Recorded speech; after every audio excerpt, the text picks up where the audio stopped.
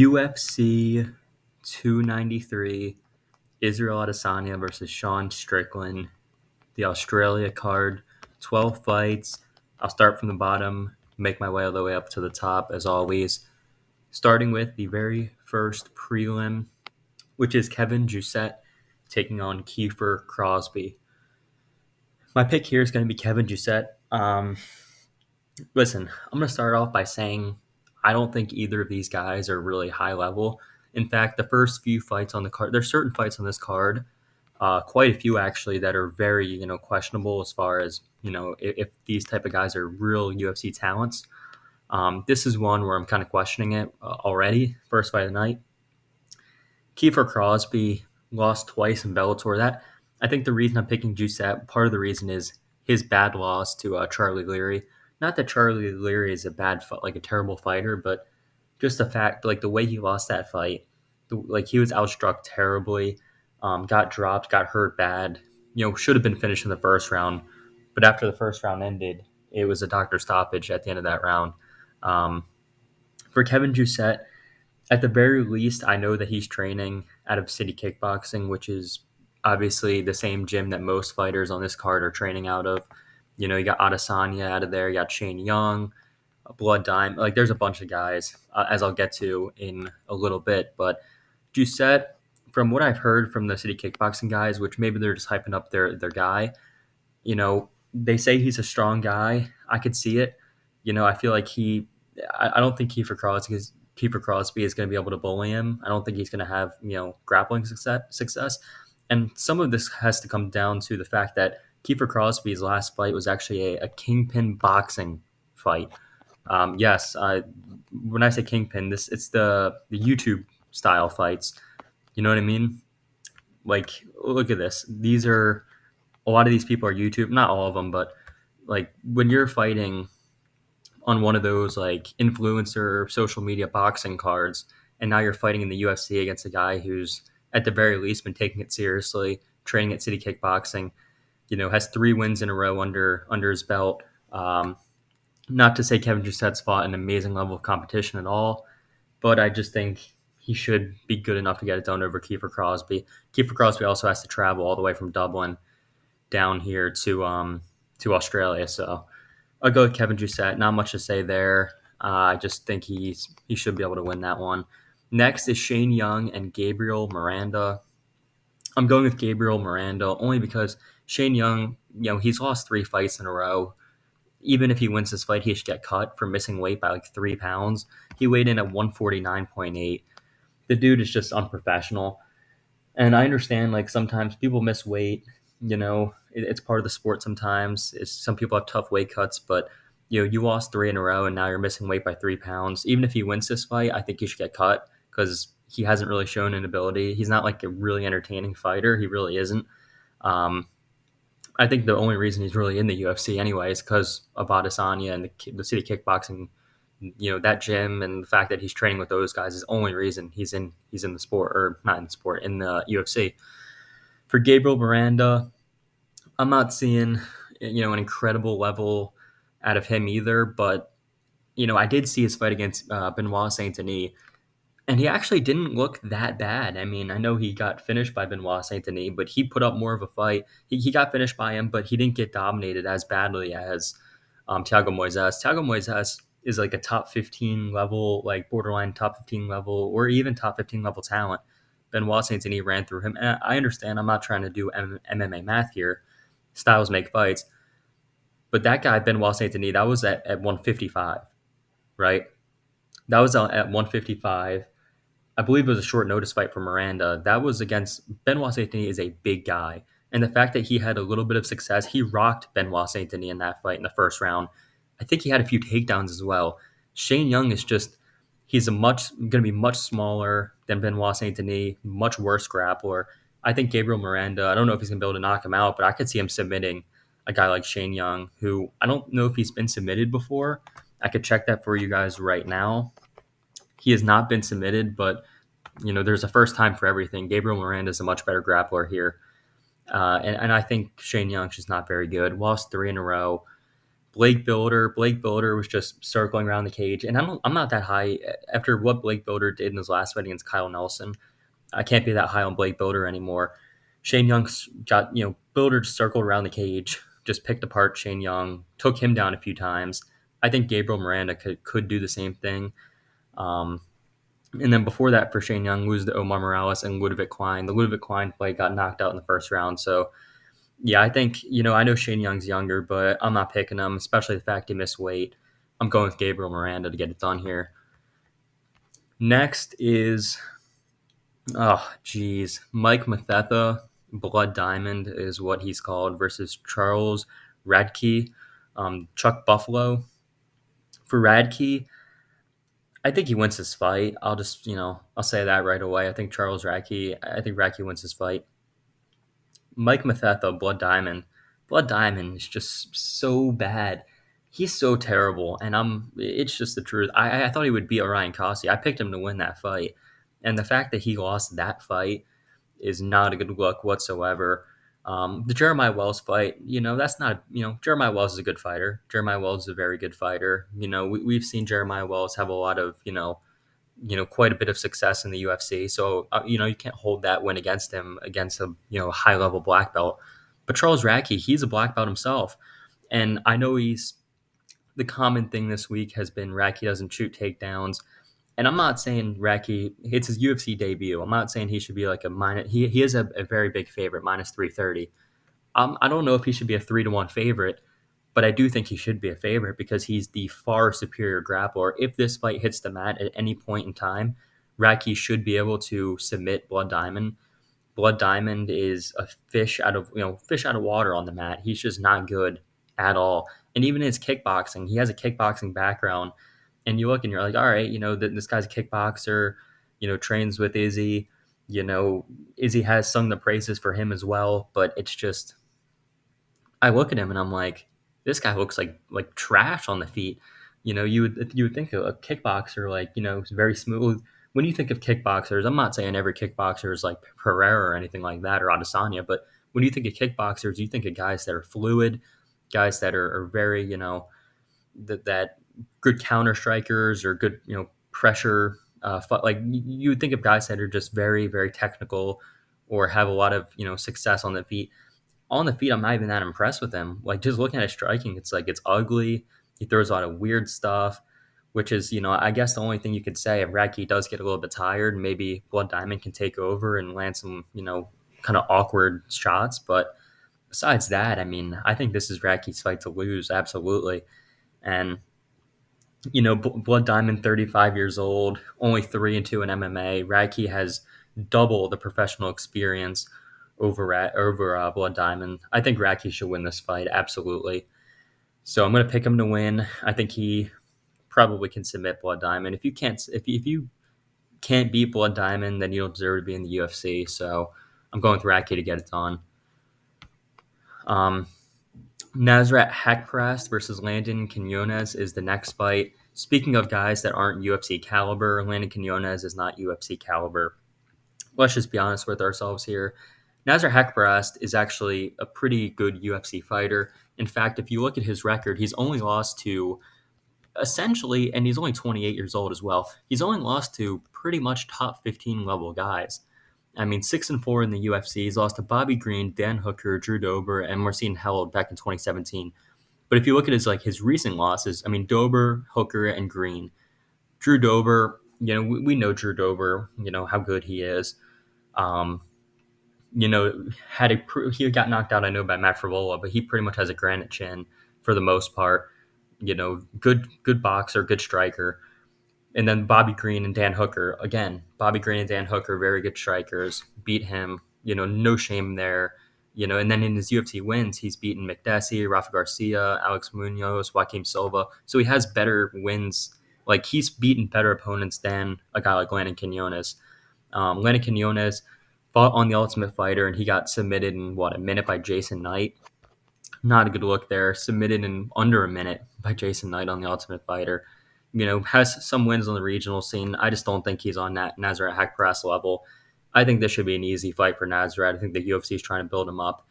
And We've seen it on quite a few of these cards before. These like the Paris card, this card. When you see card, even like the London card, when UFC is in London, we've seen a lot of different times that the UFC likes to build up these certain fighters. I know Nazar Haqparast isn't from Australia or anything, so I'm not saying that, but I'm saying like the UFC uses these pay per view cards to build up either pay per view or fight night card. They use those to build up certain guys, and I think this is a building a type of build up fight for Nazar Haqparast. I think he'll make it look easy. He can find a finish here. I know he hasn't finished anyone in a while, but Lenny Quinones, he certainly can find a finish. Maybe an overhand left. That was his last win inside the distance for Nazar. He does have a little bit of power, so I'll go with Nazar Haqparast definitely to get it done. Possibly finds a finish as well. Next is Jamie Malarkey taking on John McDessie. Um, you know, John McDessie's not bad. He really isn't. Um, he really isn't that bad at all. His last fight was relatively competitive, actually, against Nazareth. Um, he didn't. It wasn't like he was completely outclassed or anything. Went the distance with him, but against Jamie Malarkey, it does worry me that Jamie Malarkey is a heavy favorite because Jamie Malarkey, he's dropped the ball. He's dropped the ball a few times. Arguably lost to Michael Johnson, but Michael Johnson's so hit or miss. You never know what's going to happen. Johnson could, go out there and knock out Dustin Poirier in the first round, and then the next day fight a 5-15 fighter and get knocked out himself. You never know what's going to happen with Michael Johnson. So I don't want to say it's like such a terrible loss. Michael Johnson's an experienced guy, but the Muhammad Naimov fight was really bad. He had some takedowns on Naimov. He was looking pretty good. He was outstriking him. He was out wrestling it. Like he was beating Naimov, and then he just gets knocked out. He looked like he was shooting a takedown and then kind of stopped and froze right in front of Naimov, and Naimov just countered him and knocked him out. I don't know what Mark was doing there. I don't know if he just kind of like I can't even explain exactly what happened. It just seemed like he kind of froze, or maybe he felt like, oh, I made a mistake, and he got clipped, got hurt, and got finished. I don't know if John McDessie is going to be able to do that. He hasn't had a finish in the UFC since 2015. So 8 years ago is the last finish win that John McDessie has had. I'm not saying anything's possible. We've seen crazy stuff happen in the sport, but I think the chances are Jimmy Malarkey, he could probably mix in. Like I think he's a very well-rounded fighter. Um, 29 years old in Australia. If this goes the distance and it's a relatively competitive fight, they're probably going to give it to the hometown guy, who's not only the hometown guy, also 9 years younger, more marketable. I think this is definitely a Jamie Malarkey fight here. I'm not saying it's a lock or anything like that because John McDessie is a solid fighter. But I do think Jamie Malarkey is the more well-rounded guy, and I think he'll win over three. So I'll say Jamie Malarkey wins a competitive decision. Next is we have two more prelims here. One of them being Jack Jenkins taking on Cheppy Mariscal. I was debating. I was very much debating picking Mariscal as an underdog here. I really was, but there's a reason I'm not going to.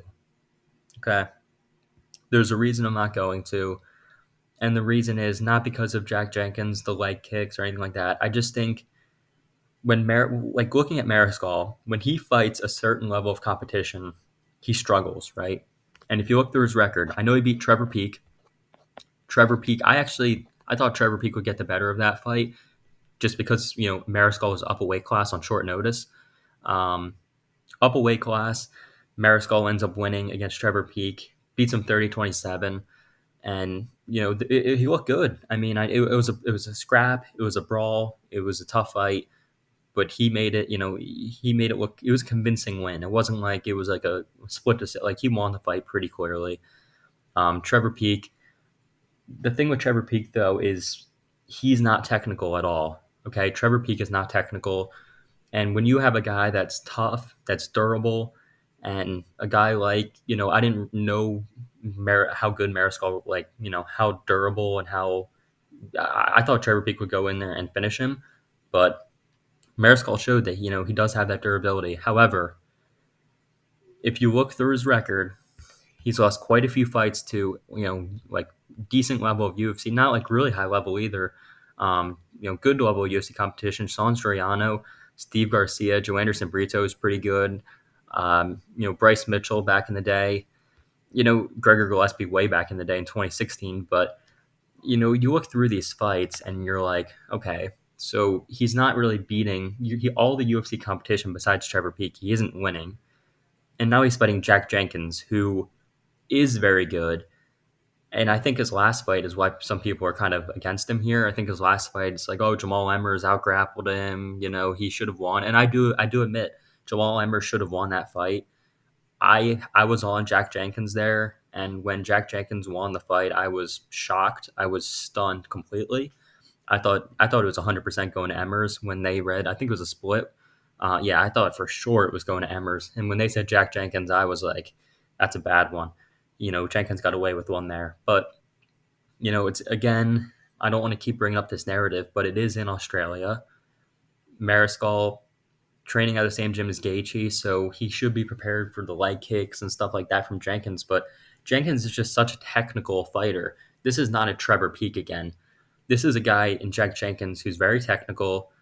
He's sure you can mention the leg kicks, but even outside of the leg kicks, which are very devastating, I think he's just going to be the better overall fighter, the more technical guy. I think he'll pick his spots better. I don't think he's going to get in a firefight with Mariscal, because I think if he does, then he could be in a little bit of trouble. But I think Jenkins is just better. So I'm going to pick him to win. I do think Mariscal's a dog. I'll give him that. It wouldn't shock me too much if Mariscal, if it goes a distance and Mariscal ended up getting the win or something like that. But I don't necessarily see him finishing Jack Jenkins.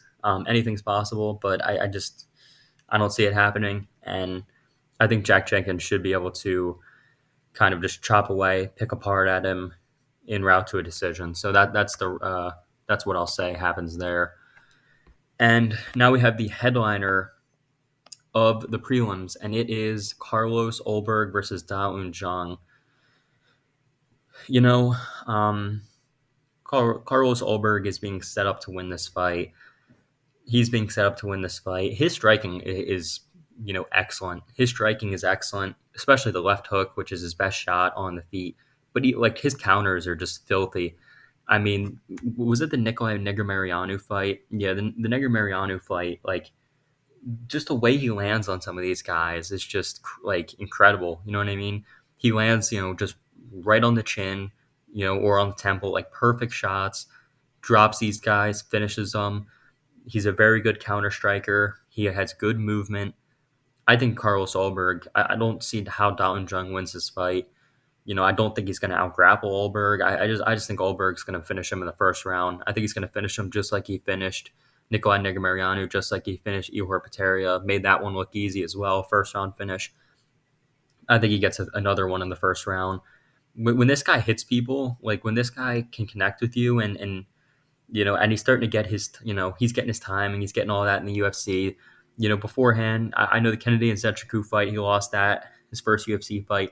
In the Fabio Charant wins by decision. A lot of people kind of wrote him off a little bit. Then he comes back and beats Stefan Chukwu, beats Nikolai Negumereanu and Ihor Peteria. Not the greatest level of competition, but he's beating these guys in the first round. He's knocking them out. He's making it look relatively easy. And Dao Un Jung just got knocked out a year ago by Dustin Jacoby in the first round, who's a good kickboxer, but I think Carlos Ulberg can absolutely do the same thing. If Dustin Jacoby can, who's a good kickboxer, but if he can do it, absolutely Carlos Ulberg can do it as well. I'm just not that high on Da Un Jung after watching his last two, especially. This is a setup fight for Ulberg. He's going to win. First round knockout's going to be coming, so that's what I expect to happen. That's probably what will happen ultimately in the end. Next is the main card. Decent main card. I mean, not the greatest for a pay-per-view. Could have had some better fights, but a lot of hometown type of guys here, starting with Tyson Pedro, and he's fighting the Pleasure Man, Anton Turkalj. I'll be honest, guys. I picked And I've been saying, I listen, I've been saying this over and over. I've been, patting myself on the back for so long about this pick because I was probably the only person on the internet that picked Modestas Bukauskas to win. And you can go check that video, the last fight. You can check that. I think that was the pay per view. UFC, what was it? UFC 284, Makhachev versus Volkanovski. I believe it was my first ever video, if I'm not mistaken. I think it was my first ever video. I picked Modestas Bukauskas to win that fight. Only person to ever to pick it. And I understand that I picked Modestas, and you would think I would pick Anton here. You would think I would go against Tyson Pedro again.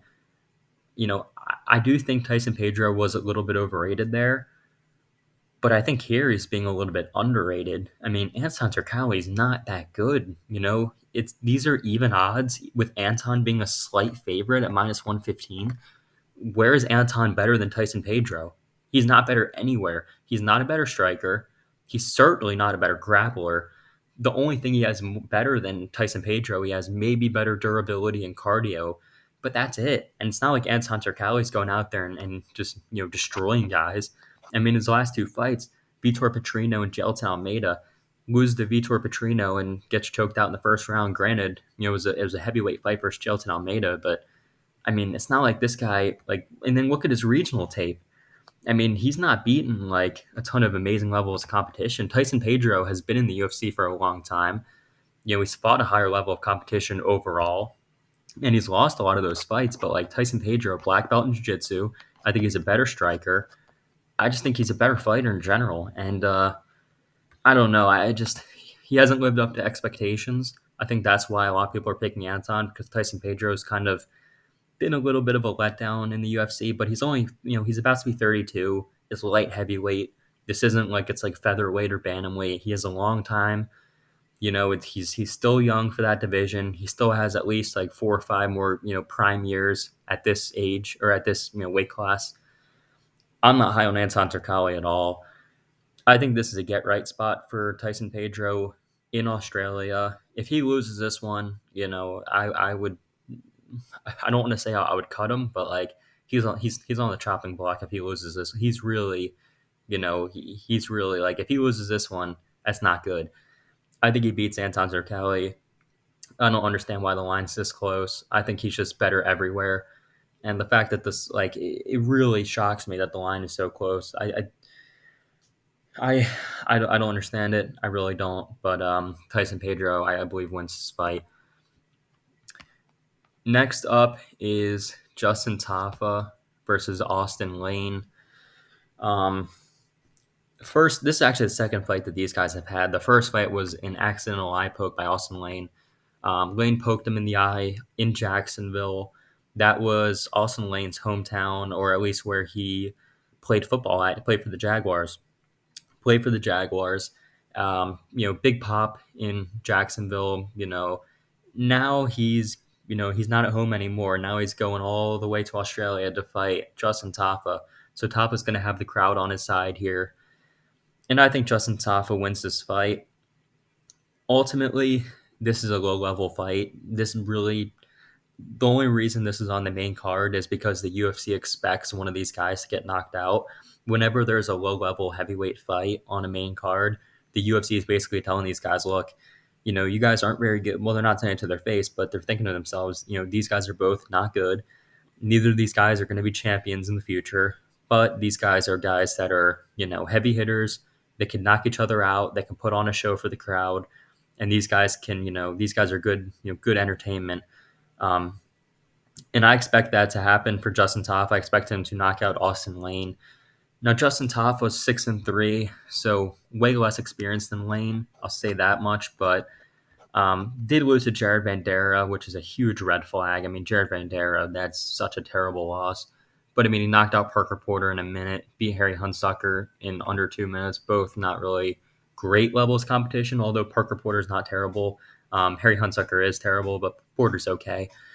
On the side of Austin Lane, though, you look at his last few fights, and sure, he's won a few of those fights, and you're like, oh, how's Tafa going to win? I mean, Lane's been winning his last few fights, good athlete, former NFL player, and then you're like, oh, wait, you scroll a little bit, he's 12-3. What are his 3 losses? all by knockout. Wait a minute. And then you're like, oh, Vernon Lewis, ground and pound. And you check Vernon Lewis's record right now, 8-5. And then after that, you keep scrolling and you're like, oh my God, he lost to Frank Tate. He got knocked out in the first round by Frank Tate. And then he goes in there against Greg Hardy. Greg Hardy, who was 0-0 on the Contender Series, right? And he gets put out in under a minute. And you're telling me that this guy's going to win. You guys are telling me that this guy is going to beat Justin Taffa. The guy that went out there got knocked out by Frank Tate. Frank freaking Tate, a guy that has more losses than wins on his record. And Greg the Bum Hardy. And you guys are picking. If he wins this fight, I would look like the biggest idiot ever. But how can I pick Austin Lane in this fight against Justin Taffa, who is a very powerful guy? I mean, why do you think the UFC rebooked this fight? Did the UFC rebook this fight in Australia for Austin Lane to come in here and win? I don't think so.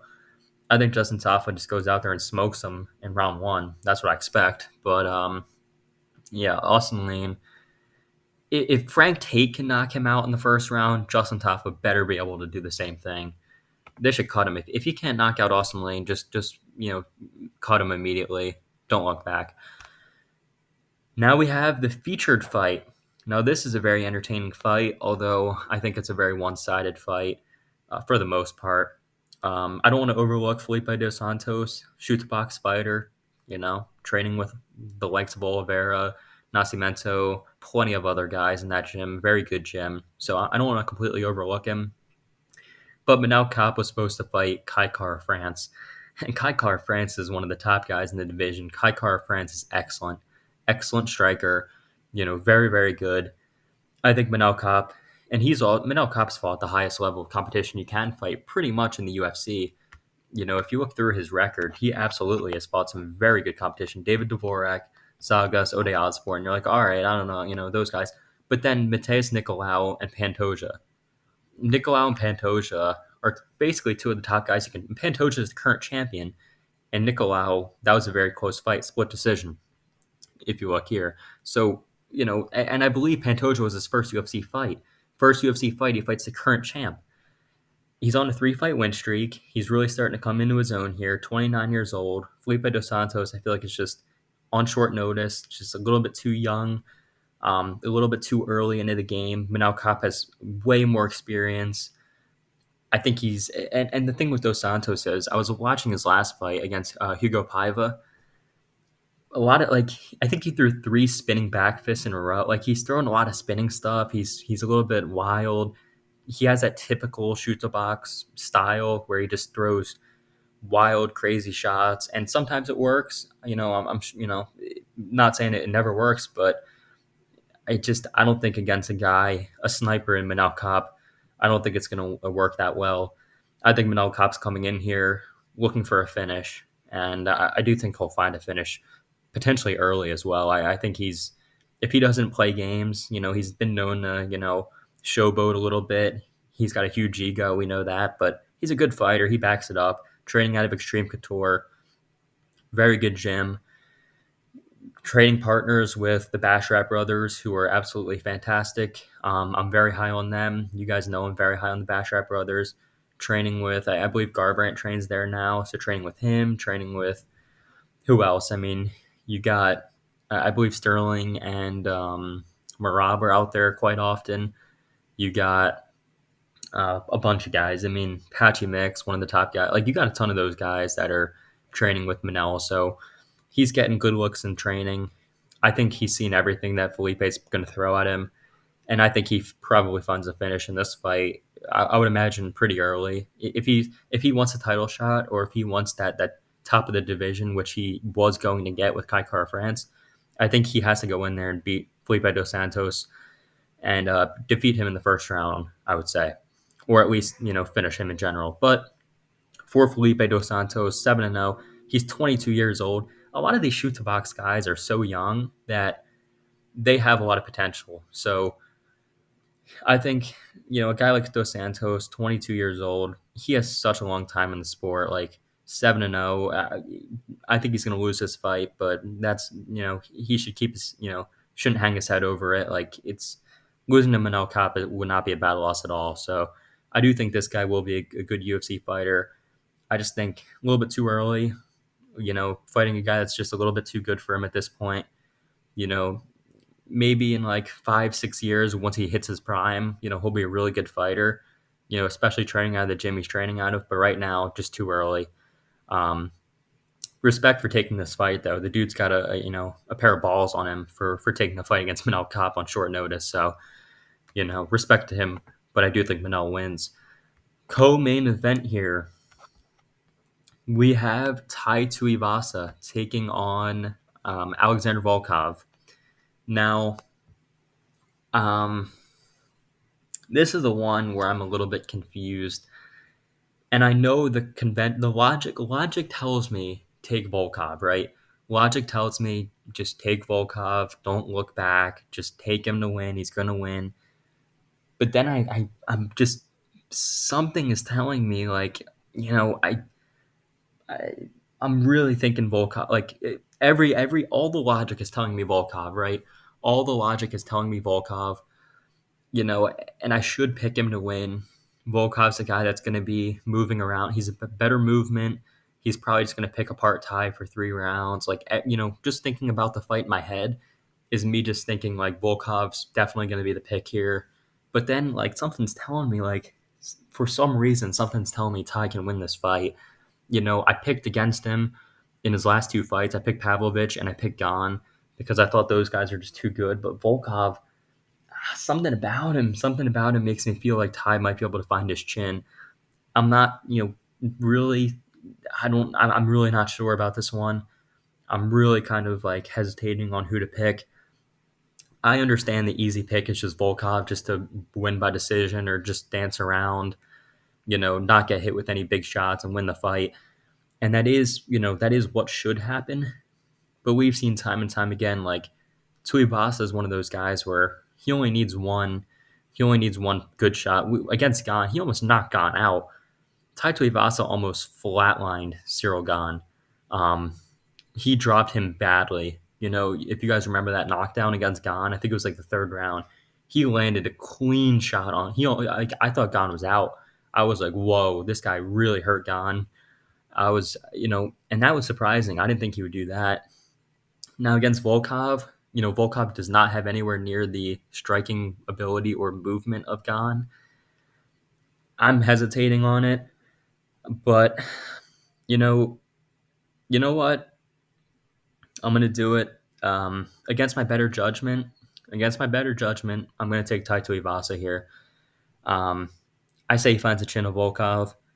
You know, if Volkov goes out there and just outpoints him to a decision, I wouldn't be surprised. But I'm going to go with my gut. I'm not going to go against my gut. My gut just tells me Tuivasa finds the chin. In Australia, lost 2 in a row. I don't want to see him lose again. Yeah, about 5 years younger, 4.5 years younger. I'll say Tai can find a knockout here. Although, again, Alexander Volkov outpointing him or just picking him apart at range would not be surprising in the slightest. So just keep that in mind.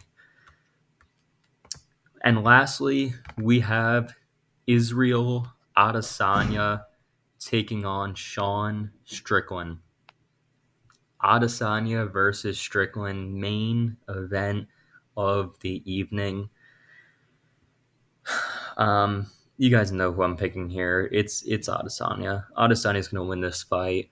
He's probably going to make it look easy. Sean Strickland's just he doesn't have the striking to fight like Adesanya. Adesanya's just so much. He's levels ahead in the striking. Let's be honest here. And I understand Sean Strickland's tough. I understand he's gonna probably march forward and try to do the man dance as he says. And I actually picked Sean Strickland.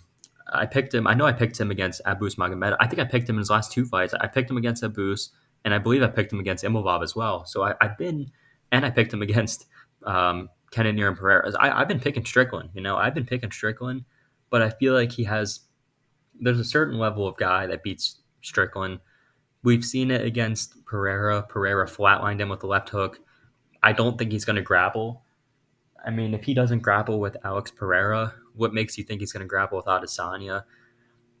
I just don't see him grappling. And even if he does try to wrestle, even if he does try to grapple, Israel Adesanya is a very, very good defensive wrestler, good defensive grappler. I don't see Strickland being able to get control time on the ground or, you know, as far as a submission goes, the only way I could see Sean trying to lock up like a submission is if Adesanya slips or something and he jumps on him and something like that, kind of like a Grasso Shevchenko type of thing. But I don't necessarily see that happening.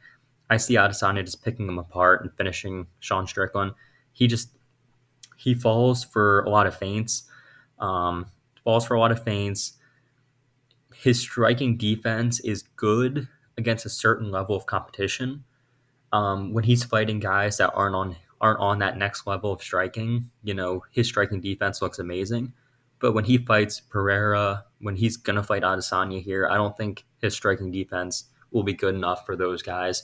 Not that I think his chin's weak. I think he's got a good chin. I think he has a very good chin. I just don't think he's going to be able to take some of the shots that Adesanya is going to be throwing at him. I think Adesanya is very technical, very clean. I just think he will, utilize leg kicks. I think he'll try to, stay at the end of everything that Strickland's throwing. He's not going to brawl with them.